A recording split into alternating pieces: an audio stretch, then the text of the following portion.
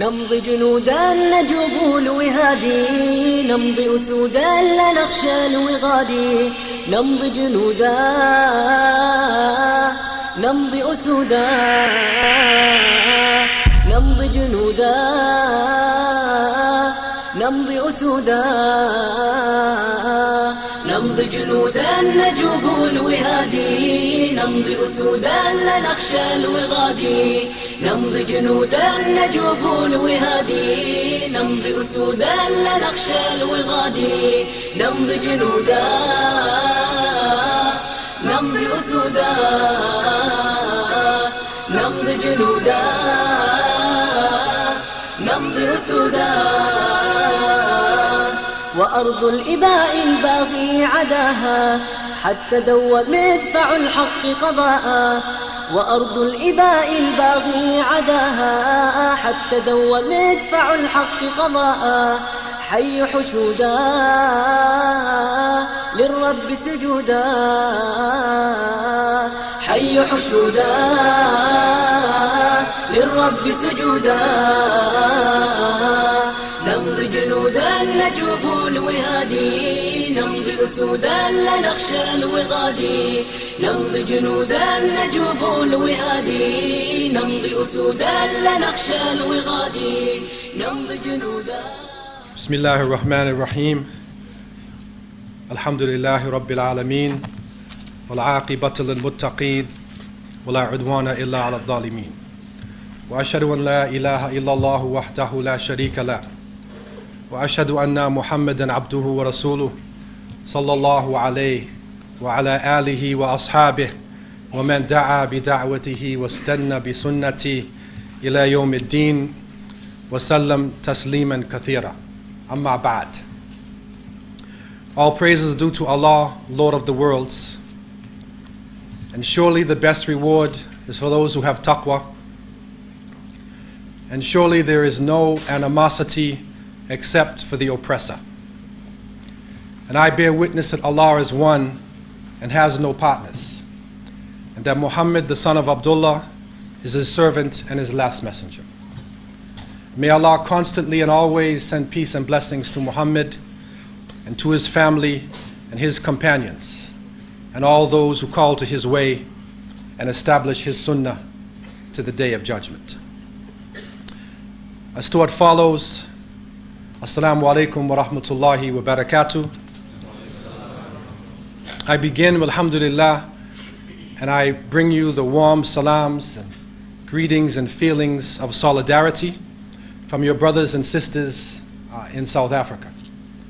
And I pray that Allah subhanahu would make you and make me all successful in this life, and would bless us inshallah to be of those who would enter Jannah in the hereafter. No doubt since the last time I was here with you, the world has changed radically.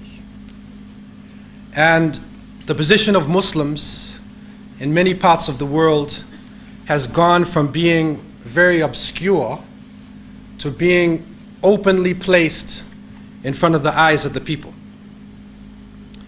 Muslims are finding themselves under pressure, and not only in the traditional areas of pressure, but they are finding themselves under pressure even in countries, in some of the Western countries, where we never expected to feel psychological, physical, emotional, financial pressure. And I seek refuge in the words of Allah subhanahu wa ta'ala, who has revealed to his beloved messenger alayhi salatu wasalam the best of words and the final revelation. And Allah subhanahu tells us, A'udhu billahi minash shaitanir rajim, Ya ayyuhalladhina amanu in tattaqullaha yaj'al lakum furqanan wa yukaffir ankum sayyi'atikum wa yaghfir lakum wallahu dhul fadl al-azim. In Surah Al-Anfal, Allah subhanahu wa ta'ala has revealed, O you who believe, if you keep your duty to Allah, if you have taqwa, He will grant you a criterion, and He will release you from your sins and forgive you. And Allah is the Lord of great bounty. Many of the great ulama have looked into this ayah, and I believe it is of special importance to us today, with the world being so covered with confusion and with deception. Imam al-Shawkani rahimahullah in his Fathul Qadir, speaking through the eyes of many of the fuqaha, has shown us that this furqan, because it's saying that if we have taqwa, Allah would make for us a furqan. That this furqan is thabat al-qulub wa quwwat al-basair wa husn al-hidayah. That this furqan would give us, insha'Allah, thabat al-qulub, that Allah would strengthen the hearts. Wa quwwat al-basair, that Allah would give us that vision that we need and that basira that we need, not to look just at superficial things, but to be able to go to the depths of the issues. And that Allah would give us hidayah, the best of guidance. The Furqan can also refer to that which separates al-haq min al-batil, that which a criterion that separates the truth from falsehood. The Furqan also can refer to an-najat min kulli ma takhafuna, an escape from all that you fear.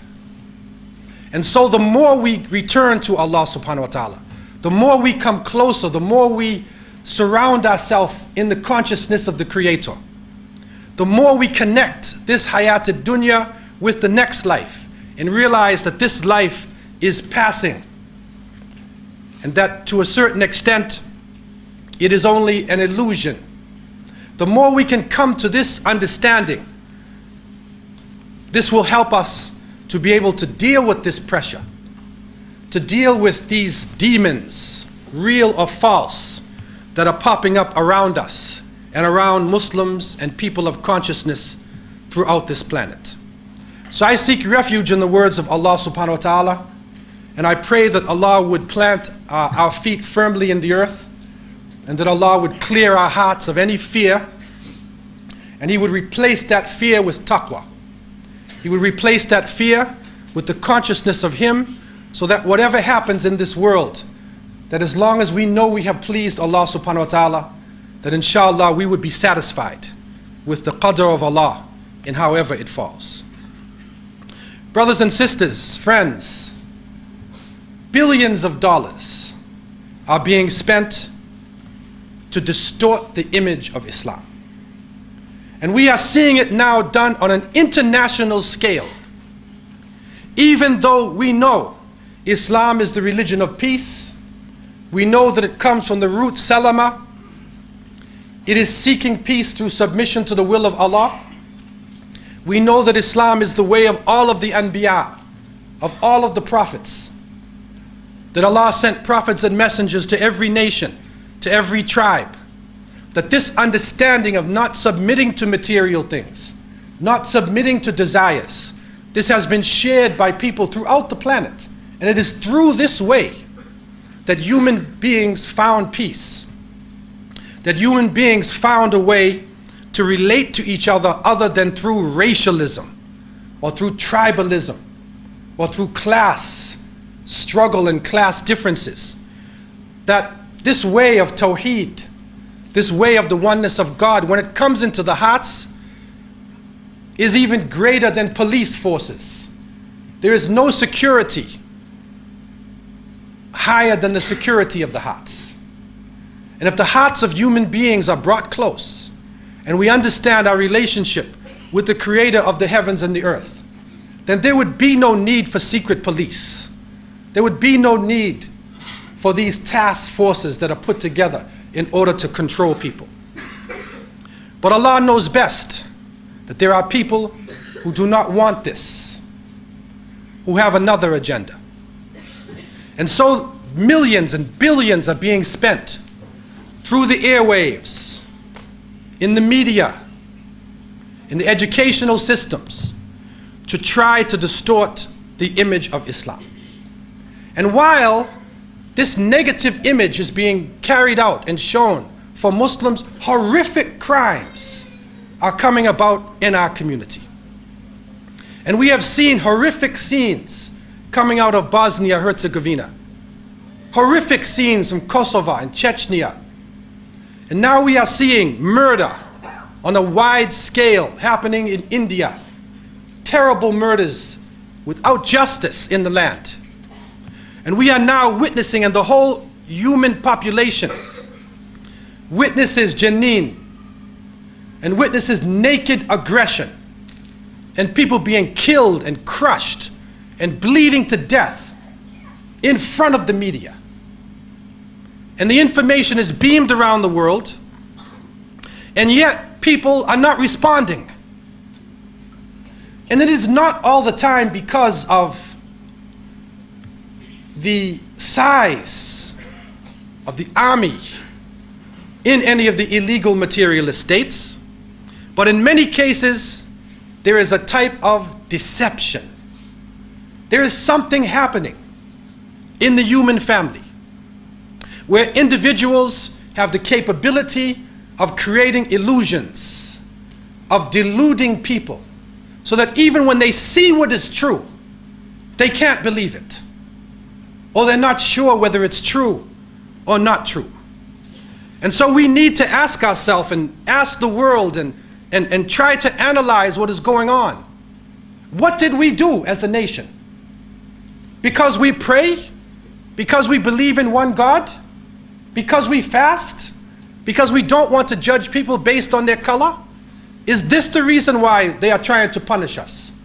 We have to analyze this, to try to understand what is going around us, and to begin to look at issues not just from the superficial side, but to go deeper into issues and try to understand the symbols and the signs and the groupings of people who are having profound influences upon the human family. We need to look in the Quran not only for superficial guidance, but we need to believe that the Quran gives us historical precedents, that it shows us incidents that have happened in history, not just as asatir al-awwalin, not just of stories and fables of those who came before us, but it shows us this for guidance, for understanding about what is happening today.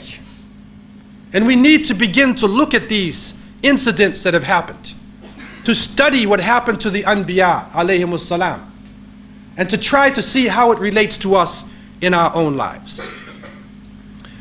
In the oft-repeated story of Musa alayhi salam and Pharaoh, the Pharaoh of Egypt, we see one of the great historical precedents that was set in the Quran itself.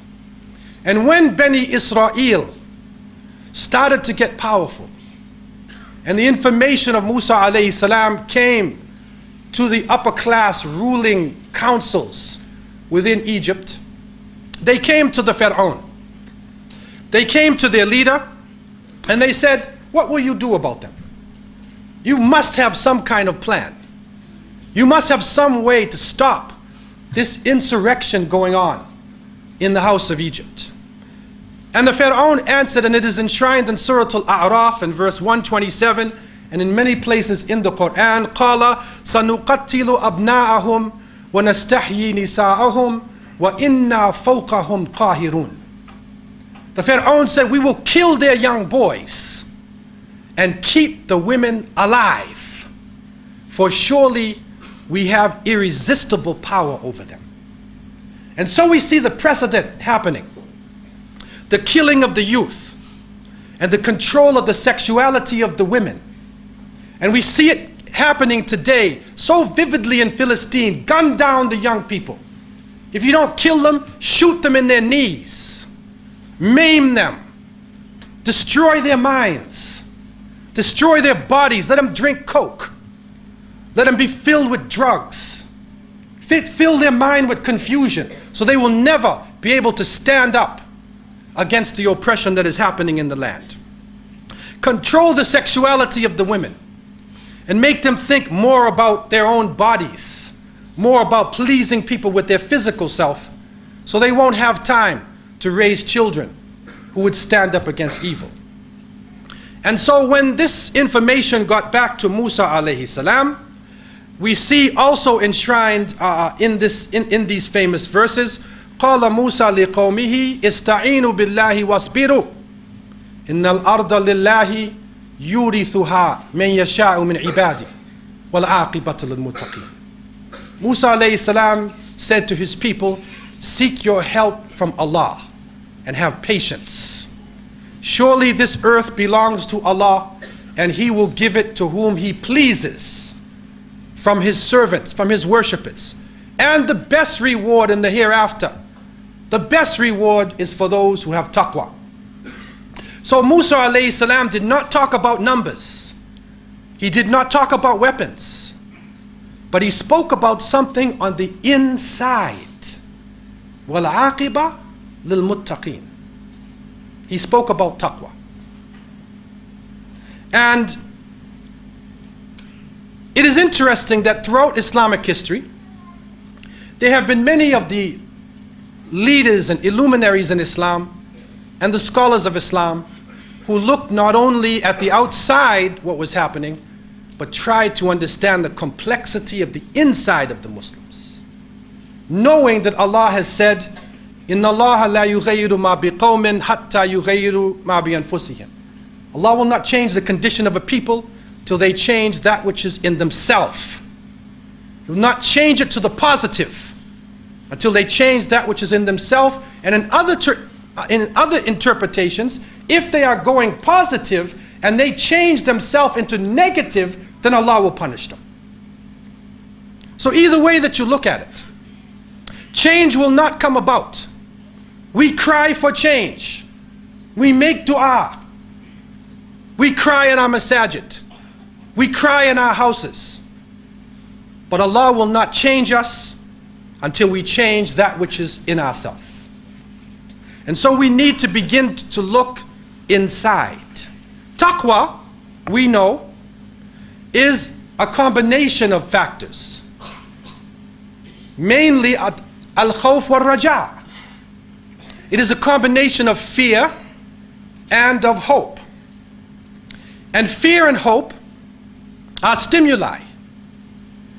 They are things that call you to action, that push you to action.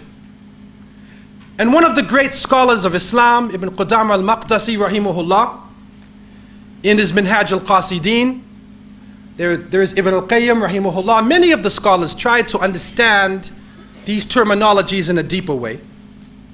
But in this particular text, the scholar tells us, al-khawf wal-raja sa'iqani yab'athani ala al-amal wa ma la yab'ath ala al-amal fahuwa ghurur. He said that fear and hope are two stimuli. They stimulate you to action. And that which does not stimulate you to action, it is deception. Fear makes you run from something. When you hope in something, you move towards it. So you are actively involved. But the issue of deception, one of the big issues in deception, is when we are stagnated. When we are looking good, when our numbers look large, but it has no impact. And people have looked at the Muslim world and they said, you know, you have everything, man. You have money, you have leadership, you have armies, you have strategic position, you have everything, and it's like a beautiful vehicle that is standing there looking good, but there's no petrol in it. He's in his Lamborghini and he's ready to drive. And everybody's sitting at the stoplight and they're waiting for him to go, and they look at him and the light turns green and he's looking good and he's going nowhere. But he's looking good. He's looking like he's going to win the race. So this is what we need to consider about ourselves. Because the body of Islam, to a great extent, has all the potential to set the stage for this century, to govern over the peoples of the earth. But yet some type of ghurur is happening now. And this ghurur is a general thing, and there is a specific thing, and we want to try to understand deception, to look at some of the levels of deception, the types of deception, and the danger, and how it can make us look good and go nowhere. In looking at deception, there are many different meanings for this term. Some of the meanings translated into English could be illusion, or delusion, or conceit. It also could mean danger. And it could also mean vanities. Or it could mean the shaitan, wal-iyadu billah.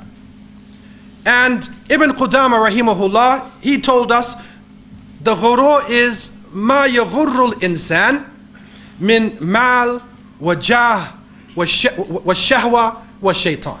Anything that deceives the person, whether it's the wealth, whether it is your position, whether it is desires, or whether it is the shaitan himself, wal-iyadu billah.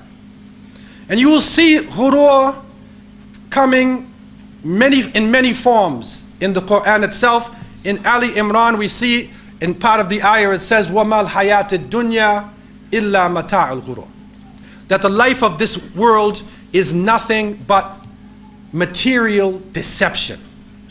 Allah tells us وَمَا يَعِدُهُمُ الشَّيْطَانِ إِلَّا غُرُورًا, and that the shaitan promises them nothing but deception. It's an illusion. Here today and it's gone tomorrow. And you see many different verses dealing with this. And the general form of ghurur we see being carried out within the Western society, which now through globalization has influenced people all throughout the planet. And we see people being caught up with the hayat ad-dunya, struggling for wealth, struggling back and forth. And even this deception of wealth, this danger of wealth is in the Muslim world. And it may be one of the biggest fitnas that we face today.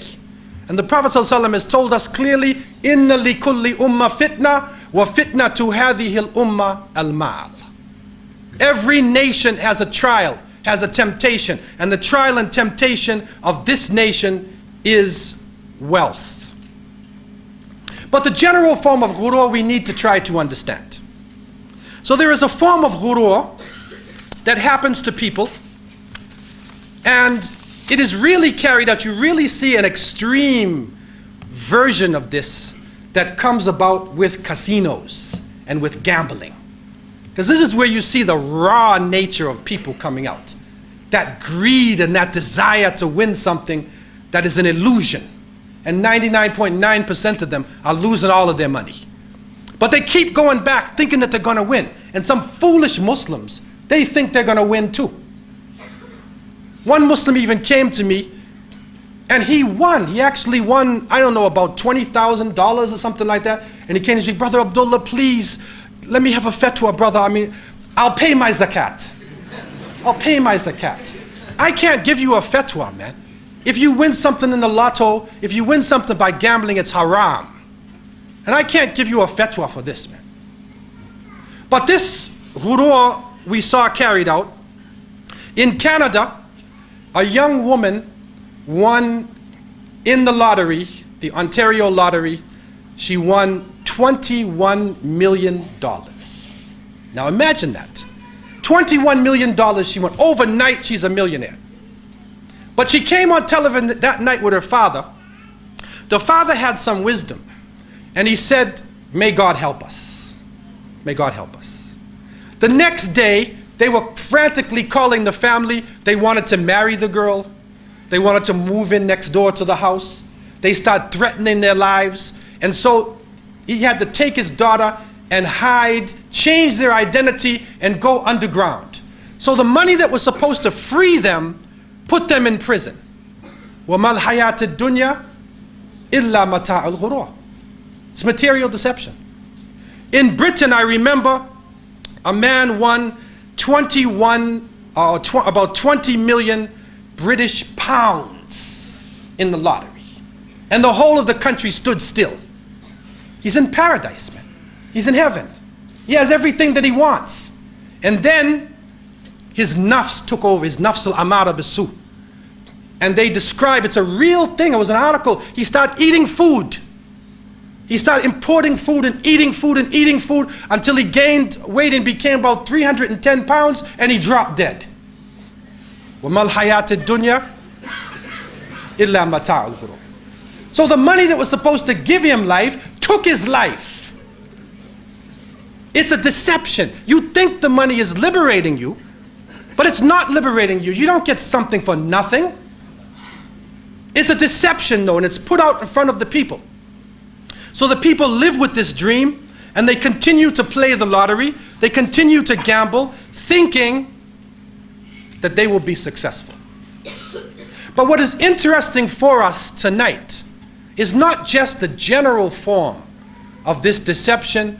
We want to go to the specific with the Muslims. And it is always good within our series and anything that we do that we start with ourselves. Inna Allah la yughayyiru ma biqawmin hatta yughayyiru ma bi anfusihim. We need to start with ourselves. And the scholars looked into many different categories of ghurur. We want to talk about a few of them tonight. There is one form where the people are deceived bi salah aba'ihim, that they are deceived by the goodness and righteousness of their families. So they think that because of their family, they're saved. And so they say, no, I don't have to make salat. My father used to make salat. My father was a great alim. We come from a long line of scholars. I don't have to get up for fajr. He is deceived. No, my mother used to give zakat. Why do I have to give zakat? We are an important family, and we built the mosque, we built the center. Why do I have to give zakat? This is deception. This is where the ghurur comes in, because he is now stagnated because of the issue of his family that should actually inspire him to do more. It becomes turned around, and because of his family or his nationality or his village, he thinks that he's saved. And this is a form of deception that is in our ummah. And it has even reached the point that we had people who call themselves Sharif. And we have great respect for the family of the Prophet alayhi salatu wasalam. But some people are running around playing like they are noblemen or they are sayyids, and they think they can do anything because they have that name. Even some of the rulers of our country, some corrupt tyrants who have ruled our countries, claim to be from the family of the Prophet sallallahu alaihi wasallam. But your blood alone is not enough. Because if it was enough, then let us look back at the time of Nuh alayhi salam.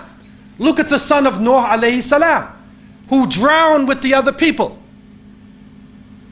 Look at the wife of Lut alayhi salam. Look at many of the Anbiya, and you will see that some of their parents, even though they were prophets, some of their parents are in hellfire. And if you look at Banu Hashim, you will see that Abu Lahab, the father of the flames, is Hashimi.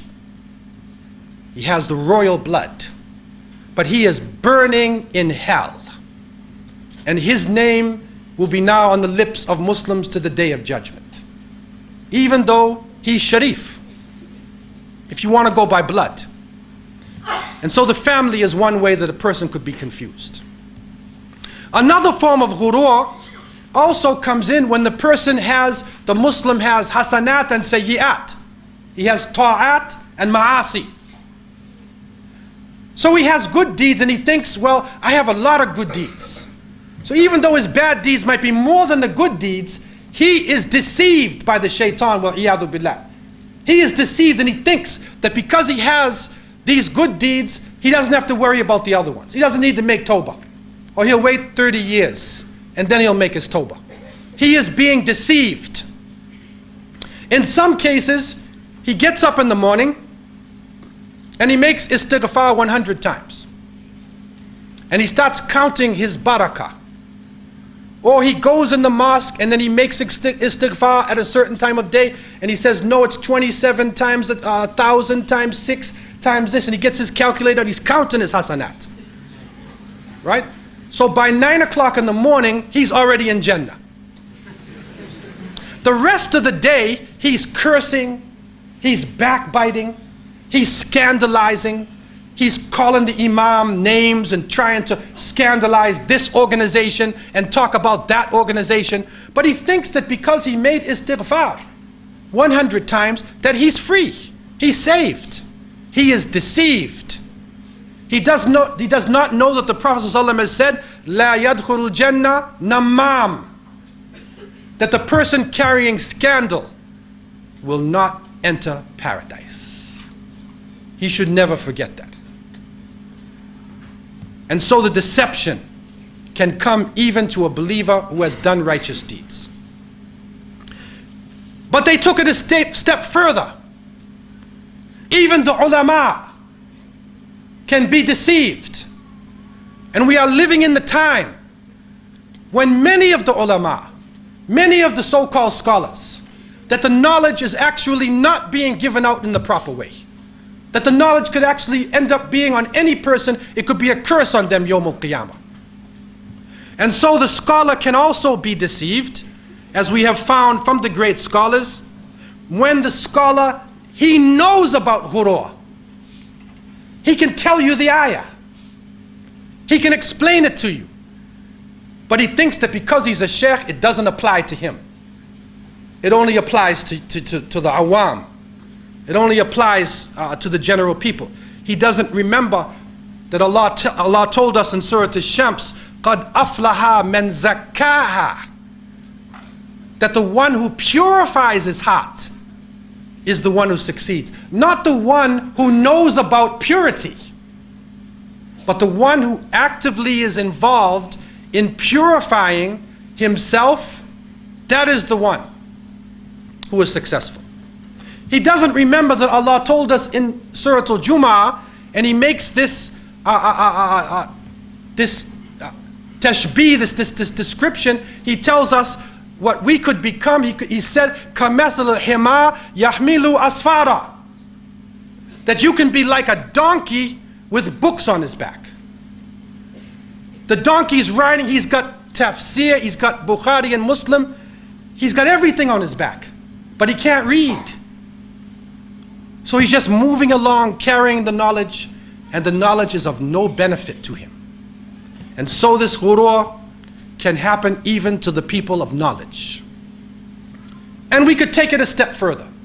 There are even those whose the complexity of ghurur goes to the point where they know the ayah and they apply the Quran to their superficial self. They do some of the outward rituals of Islam. They are doing their rituals, but they do not apply the knowledge to their hearts. They stop on the outside. And so even though they know what deception is, they still have talab al-ulu. They want power and position. They can't control the shahwa. They can't control their desires. They can't control their material needs, even though they know that it is wrong. But they don't apply it to their hearts. It is like, and the example is giving, it is like a person, he looks in his backyard and he has grass and weeds. So he cuts the grass and he sees the weeds. And so he cuts the weeds, but he only cuts it on the surface. And he says, now my garden is perfect.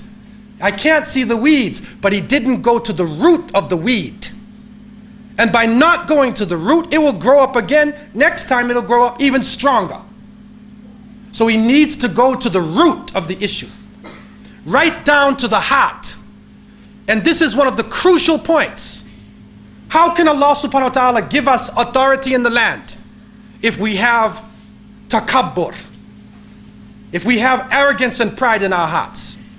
How would Allah give us power in the land if we look down on people, even other Muslims, because of their color, or because of their language, or because of their economic status? How can we expect Allah subhanahu wa ta'ala to give us authority? How can we expect Allah subhanahu wa ta'ala to give us victory if we have hasad? And we are so jealous of each other, always looking back at each other. What material progress did he make? Did she have a new baby? Okay, if you want one, that's fine. But if you hate the fact that another Muslim has a baby, or another Muslim has a new car, or they made some progress, the masjid has a new carpet in it, if you hate that, then the hasad destroys everything. And so we could be fasting, we could be praying, we could be going to Hajj, paying zakat. And as the Prophet ﷺ said, إِيَّاكُمْ وَالْحَسَدْ فَإِنَّ الْحَسَدَ يَأْكُلْ حَسَنَاتِ كَمَا تَأْكُلُ النَّارُ الْحَطَبِ. Beware of jealousy and envy. It eats up your good deeds like a fire eats up firewood. And so the hasad can destroy us from the inside. This ghurur also can take an interesting form.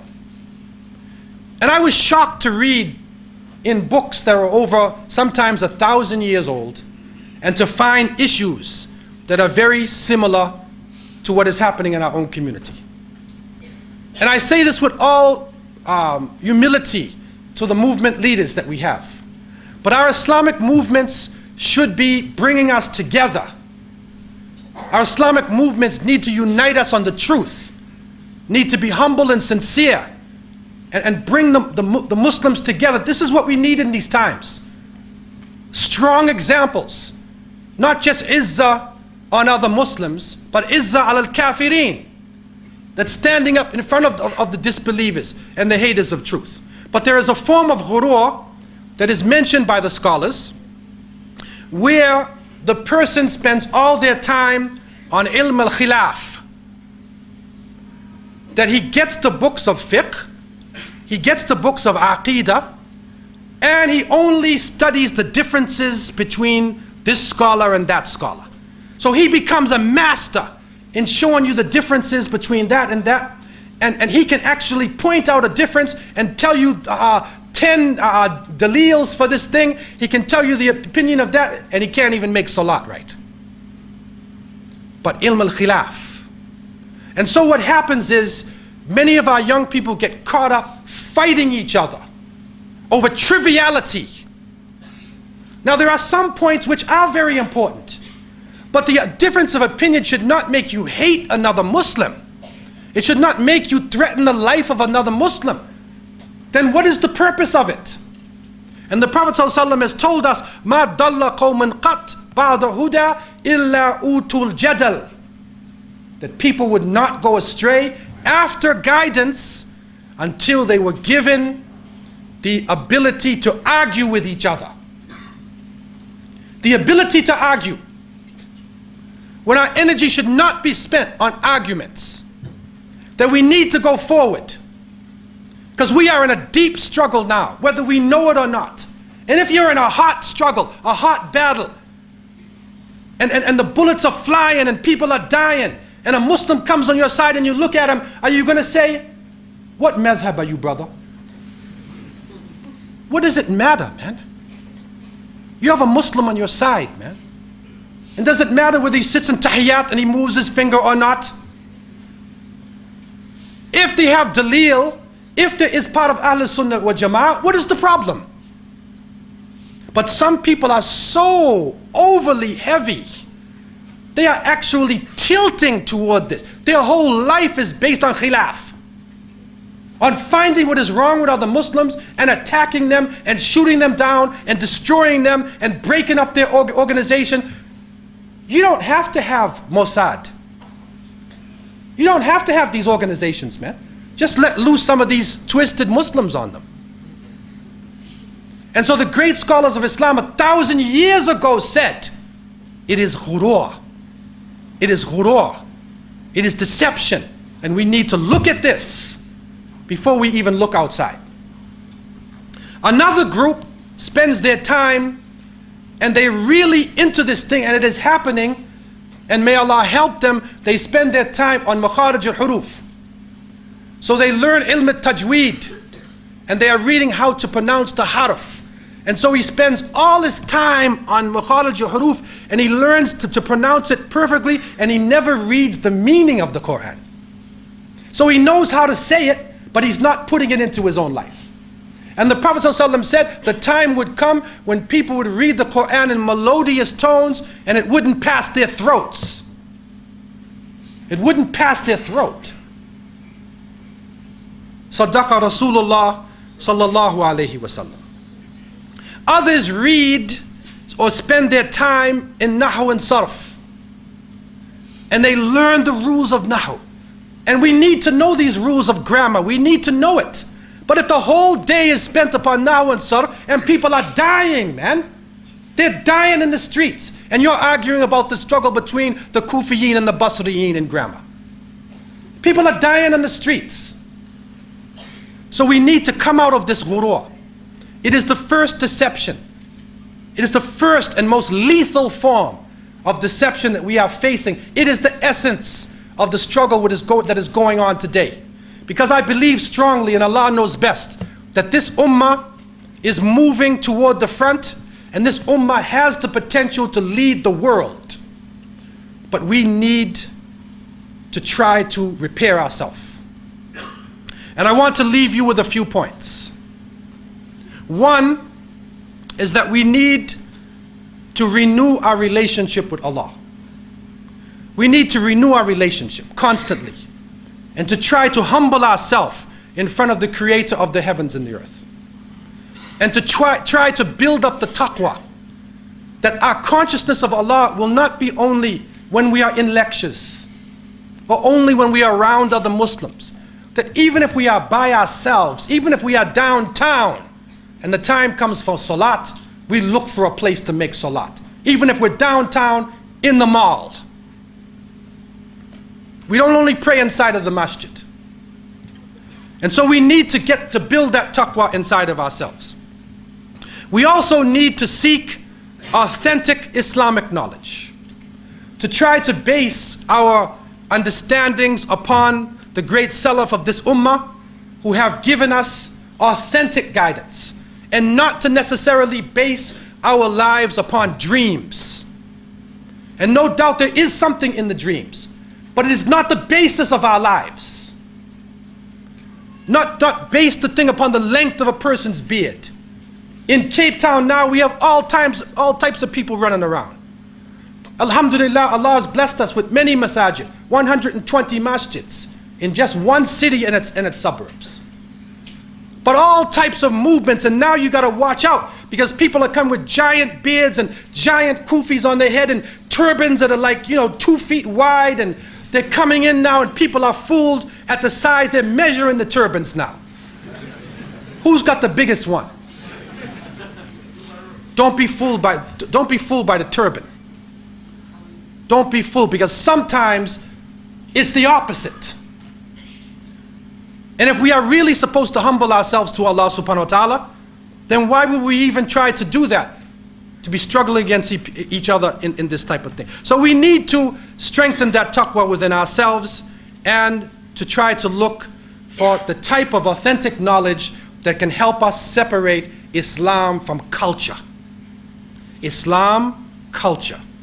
Because our cultures are many times not Islamic. And many times we are doing things because we saw our parents do it. We are doing things because it is the way of our people, not because it is the way of the Sahaba and the early generations. Number 3, that we need to ask Allah for hikmah, for wisdom. And surely in these times, it is that hikmah, that balance, that tawazun that we need in these times, because one of the dangers in our ummah, again, in deception, is to go to extremes. But we need that balance to be able to make the right decisions, as the Arabs would say, وَضْعُ الشَّيْءِ فِي مَحَلِّ, putting things in the proper place. لِكُلِّ مَقَامٍ مَقَالٍ. For every situation you're in, there is the right thing to say. It's like a doctor. When the doctor sees his patient, and if the doctor were to just look at you and say, okay, take this medicine here, my friend, he might give you the wrong medicine, it's not enough and you're still sick, or he might give you too much and kill you.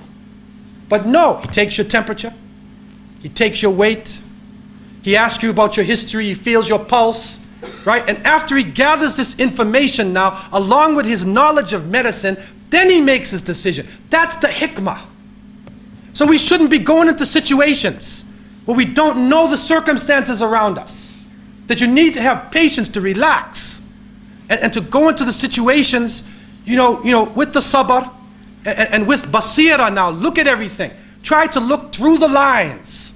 Don't just judge people on zahir. Don't just judge on the superficial things that we see. So we need to ask and pray to Allah for the hikmah. Next, we need to focus more on Islamic character, on mu'amalat. And for a long time we focused on ibadat. We focused on how to make salat, how to pay zakat, how to fast, how to make hajj, and definitely that is the basis. But now there is a great need for Islamic character. Because we are under the spotlight. And you'll be surprised to know that even though in America, where it seems to be so bad for Muslims, in New York City, right New York City itself, in many parts of America, you can't get a copy of the Quran. You cannot get a copy. Every single English copy has been sold out. In Brazil, I received message, every Portuguese translation of the Quran in Brazil has been sold out. Everybody wants to read this book. So out of this evil, out of this action, which I don't believe that any of us did, and Allah knows best who did it, and I do not feel that it is a victory for Islam. It is a terrible action that was done, and thousands of Muslims might have died in those flames. But out of that evil that went on that day, Allah is bringing us closer to where we need to be. And maybe we need to have some pressure on us. Maybe life has become too easy for us. So we need to study the character of the Prophet ﷺ. He told us, بُعِثْتُ لِأُتَمِّمَ مَكَارِمَ الْأَخْلَاقِ. I have been sent to complete the best of character. So you need to look at our character, man. We can't fast in the month of Ramadan, and as soon as Shawwal comes, you start swearing.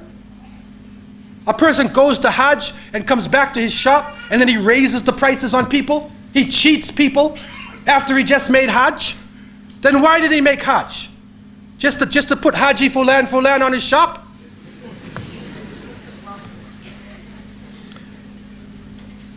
Number 5, we need to strive for unity. How many times has Allah told us, وَاعْتَصِمُوا بِحَبْلِ اللَّهِ جَمِيعًا وَلَا تَفَرَّقُوا, ordered us to hold on to the rope of Allah together. Don't be divided. How many places we've been told this? So we need to work for unity. In the same way that many Jamaats work for disunity. Work to show khilaf. We need to now do work to come together with other Muslims. And to love and appreciate the people of the Qibla. And the great fuqaha of Islam, if they had a difference of opinion with each other, they would give nasiha politely, and they would make dua for that person. They would make dua for the person, and not curse the person and scandalize their name. So we need to work towards seeking this unity in the ranks of the believers. Number 6, we need to have a positive approach. A positive approach. Not a negative approach. It seems difficult, no doubt. And in the battle of the Khandaq, you can recall that the armies of the Ahzab were coming from Mecca to surround the Muslims, to destroy the Muslims. And they were digging a trench. And they came to a stone, they couldn't break it. They asked for Rasulullah ﷺ, and he came and he hit the stone, and he saw a flash, and he said, I see the empires of Persia opening up. The empires of Rome are opening up. And imagine they're saying, like, empires of Rome and Persia. We're being about to be attacked by almost 20,000 wild Bedouins. But see how positive he was? In the most difficult circumstances, the greater picture, the ultimate goal, and not just caught up on the pain of the present. And so we need to have a positive approach. As the Prophet ﷺ would say, يَسِّرُوا وَلَا تُعَسِّرُوا بَشِّرُوا وَلَا تُنَفِّرُوا. Make things easy, don't make it difficult. Call people to Islam. Don't drive them away. And lastly, I believe that now is the time that we need to go public. Not to hide. That we need to come out in the schools, in the universities, in any possible way, and explain the beautiful aspects of Islam. And distance Islam from any confusion coming out of our ummah. Distance Islam and show the lies that are coming out of Hollywood and the lies that are coming on the media. Because surely the ultimate goal is Allah, and surely Allah is the one who will decide who will rule this earth. As Musa alayhi salam said very clearly, Ista'inu billahi wasbiru innal arda lillahi yurithuha man yasha'u min ibadi wal aqibatu lil muttaqin. Seek your help from Allah and have patience. Surely this earth belongs to Allah, and He will give it to whom He pleases from His servants, His worshippers, and the best reward is for those who have taqwa. أقول قولي هذا وأستغفر الله لي ولكم والسلام عليكم ورحمة الله وبركاته.